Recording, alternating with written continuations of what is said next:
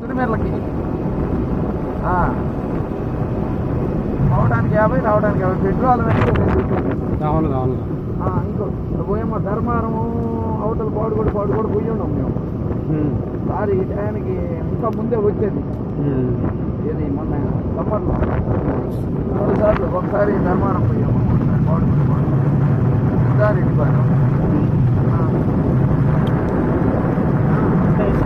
మరి అది లాంగ్ అయినప్పుడు వీళ్ళు ఒక సిస్టమేటిక్గా ఇస్తారన్నా, నీకు అర్థం కావట్లా. ఒక 4 మండలానికో